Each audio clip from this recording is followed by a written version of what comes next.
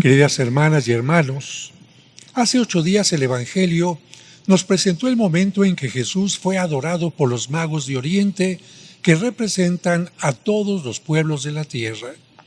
Posteriormente, fue bautizado ya como adulto por Juan el Bautista, y hoy se nos recuerda que con ese bautismo Jesús inició lo que conocemos como su vida pública, que va desde los 30 años a los 33 cuando fue crucificado.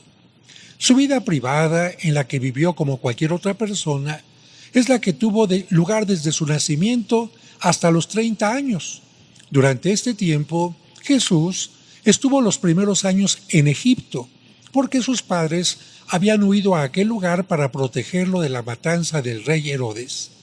No se sabe exactamente cuándo regresaron a Galilea, porque la Biblia no lo menciona, pero fue antes de que Jesús cumpliera 12 años, muy posiblemente cuando tendría entre 3 y 6. Desde ese momento hasta los 30 años, Jesús vivió bajo la autoridad de sus padres en la pequeña población de Nazaret, en la zona de Galilea, muy cercana al lago. Como Jesús vivió ahí todo ese tiempo, se le conocía como el Nazareno. Aunque Jesús había nacido en Belén y era judío, se le conocía como el Nazareno. Lamentablemente, no han faltado personas que en los últimos años han inventado sin razón, sin fundamento ni pruebas, que Jesús se fue a otro lugar a estudiar extrañas filosofías para regresar y convertirse en el maestro. Como por ejemplo hay un libro que dice Jesús vivió en Cachemira, totalmente falso y sin fundamento.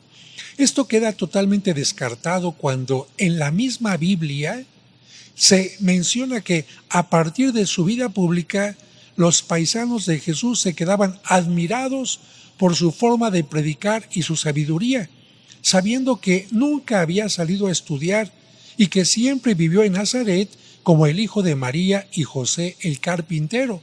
De hecho decían, ¿este al que estamos escuchando hablar no es acaso el hijo del carpintero? Esto significa que nunca vieron que hubiera salido a estudiar. Si ellos hubieran visto que salía a estudiar a Jerusalén, a la India o a otro lugar, dirían, regresó de tal lugar con tal sabiduría, pero no fue así. Con este domingo dejamos atrás el tiempo de Navidad en que nos hemos acercado al niño Jesús para acercarnos ahora al Jesús adulto. Solo queda pendiente la fiesta de la Candelaria, en la que por última vez vemos a Jesús niño presentado por sus padres al templo a los 40 días de su nacimiento, o sea, el próximo 2 de febrero. Pero ahora, a partir de este domingo, el Evangelio nos irá mostrando poco a poco la predicación, obras, milagros y enseñanzas que Jesús hizo públicamente para acercarnos a Dios. Predicación que inicia después de que Jesús fue bautizado por Juan el Bautista, quien lo presentó y lo señaló como el Cordero, que con su sacrificio quitaría el pecado del mundo. ¿Por qué dijo esto Juan? Porque en aquel tiempo los judíos pensaban que para purificarse de sus pecados era suficiente sacrificar un cordero en el templo de Jerusalén. Y con las palabras de Juan el Bautista se entiende que no es con el sacrificio de animales con los que se puede cambiar la vida o el mundo, sino siguiendo a Jesucristo, que fue capaz incluso por amor de morir como un inocente cordero. A partir de su predicación y milagros, Jesús dejó de ser para la gente de su tiempo el simple Nazareno para ser llamado el Mesías, el enviado de Dios. En él se cumplió la profecía de Isaías que habló de él diciendo, «Es poco que seas mi siervo, solo para restablecer a las tribus de Jacob y reunir a los sobrevivientes de Israel. Te voy a convertir en luz de las naciones para que mi salvación llegue hasta los últimos rincones de la tierra». Y de hecho, como lo vimos con los Reyes Magos, estos sabios de Oriente que representan a todo el mundo, esta luz que trae Cristo anunciada por la estrella llegará a todas las naciones. Esta profecía de que Cristo es luz comienza a cumplirse claramente a los 40 días del nacimiento de Jesús, cuando fue llevado al templo. En aquella ocasión, un anciano, ustedes lo recordarán, Simeón, lo reconoce y le dice a sus padres: este niño es luz de las naciones y gloria de su pueblo Israel.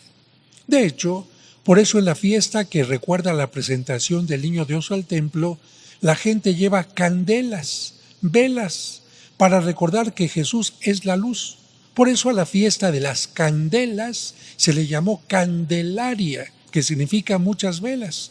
Y más tarde Jesús diría: yo soy la luz del mundo, el que me sigue no caminará en tinieblas. Así que la primera lectura de hoy se cumple totalmente. Pero la misión de Jesús no fue solo hacer que los judíos sintieran cerca la presencia de Dios, sino ser luz para todos los pueblos de la tierra.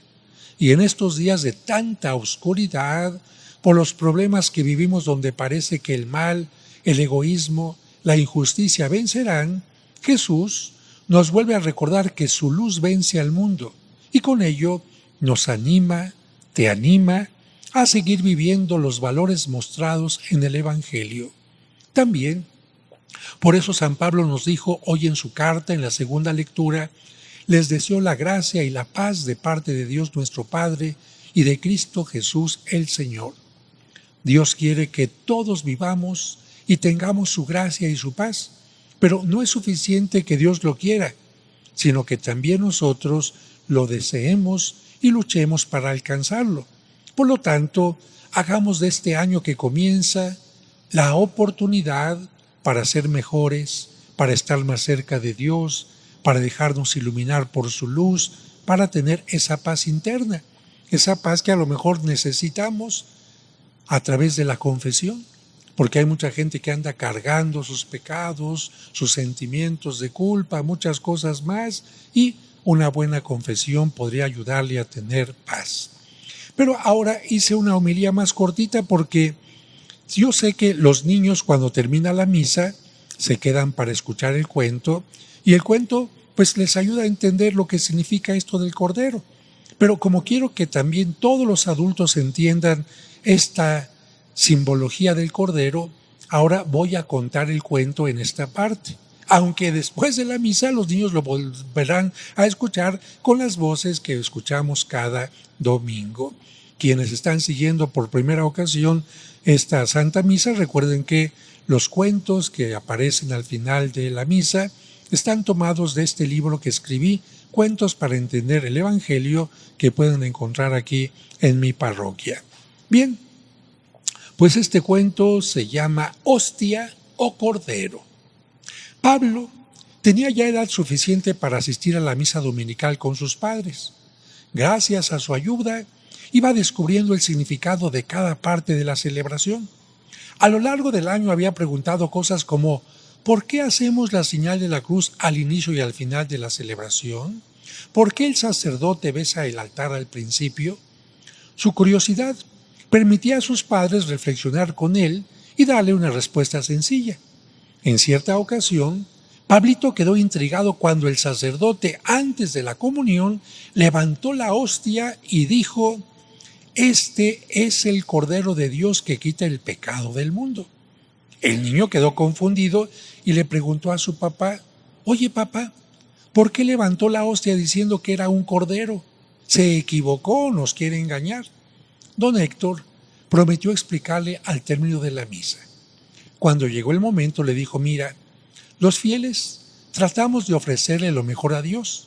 Esto también sucedía en el pueblo de Israel. La gente se dedicaba al pastoreo cuidando ovejas y cabras para obtener de ellas leche, queso y lana. Luego le preguntó al niño: si tú fueras pastor, ¿qué le ofrecerías a Dios?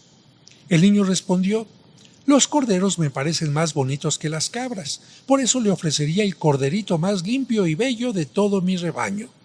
Don Héctor continuó la reflexión diciendo: los pastores de Israel pensaban como tú. Cuando querían pedir perdón por sus pecados, le ofrecían a Dios un cordero. Creían que el sacrificio y la muerte del animalito eran el precio para que Dios los perdonara y los purificara. También sacrificaban un cordero para hacer una alianza, pacto o contrato con Dios. Por eso en las fiestas principales y sobre todo en la Pascua nunca faltaba un sacrificio de cordero. Pablito preguntó, ¿qué celebraban los israelitas en la Pascua? Su papá respondió, recordaban el paso de la esclavitud a la libertad. Y luego le explicó, durante mucho tiempo el pueblo fue esclavo de los egipcios hasta que una noche Dios lo liberó con la ayuda de Moisés. En aquel momento Dios pidió al pueblo que le sacrificaran un cordero sin mancha, sin defecto, como precio por su liberación y como signo de la alianza o pacto que Dios hacía con su pueblo. Por aquel pacto, Dios se comprometía a cuidar a su pueblo y el pueblo se comprometía a serle fiel. Aquella noche fue llamada la Pascua. Después del sacrificio, Dios cumplió su palabra y les dio la libertad. Pablito entendió el significado de la Pascua, pero comentó, yo no creo que el pecado se pueda borrar con el sacrificio de un animal. Tampoco creo que la libertad se consiga matando animalitos. Yo pienso que se obtiene luchando para no hacerse esclavos de nada, de nadie, y mucho menos del pecado.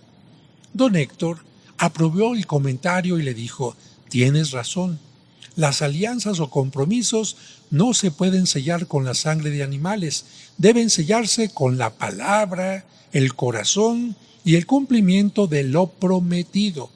Por eso, Dios quiso purificarnos y hacer una alianza con el mundo por medio de su Hijo. A través de Jesucristo, que murió por nuestros pecados, Dios nos manifiesta su amor y nos invita a sellar una alianza que nos compromete a cumplir sus mandamientos. Por eso, Cristo tomó el lugar de los antiguos corderos para convertirse en el verdadero Cordero de Dios. El niño agradeció la explicación y sintetizó. Hoy aprendí que el pueblo de Israel sacrificaba corderos para recibir el perdón de los pecados, para hacer alianzas, para obtener su libertad y para recordar la ayuda de Dios. El papá de Pablito concluyó, cuando Cristo inició su misión como Salvador, Juan el Bautista lo señaló diciendo, este es el Cordero de Dios que quita el pecado del mundo.